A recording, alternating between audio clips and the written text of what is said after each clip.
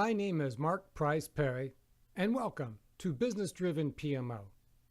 When it comes to PMO setup and management, I have a set of convictions that's different from what I see advocated and practiced within the industry. And today, I'm here to tell you about one of those convictions, stakeholder bias. In my opinion, the project management community has a misguided view on stakeholder bias. It's important to note the interest of all the stakeholders as well as the degree to which they influence the project. But if everything's important, then nothing is important. And that stakeholder management plan that you've just put together is likely to not work very well for you. It's important to manage stakeholders, don't get me wrong on that point. But in addition to managing stakeholders, not instead of, you need to manage the specific stakeholder bias for the project. Let me explain. Whether determined by the top stakeholder or a group of top stakeholders, stakeholder bias is the codification of what matters most. Consider the following three projects and their stakeholder biases. Project 1 has a project budget of $1 million, and the project stakeholder can't spend any more than 10% in excess of that budget, or $1.1 million. In Project 2, the project has a $1 million budget as well, but in this case, the project stakeholder can and is willing to spend $2 million to complete this project.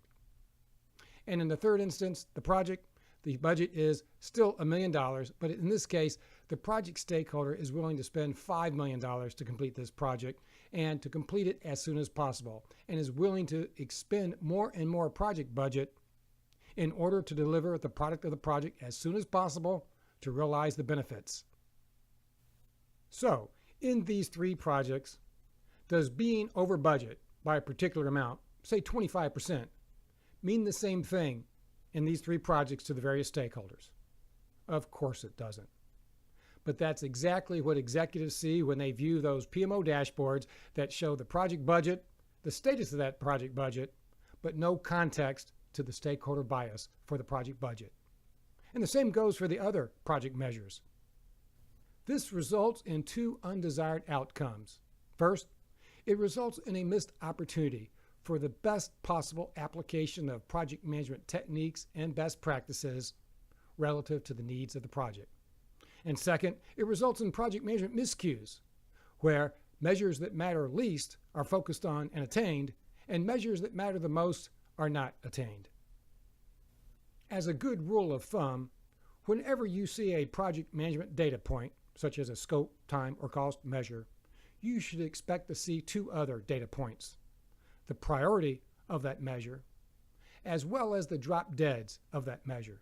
For example, in the case of the budget, what's the drop dead for the budget?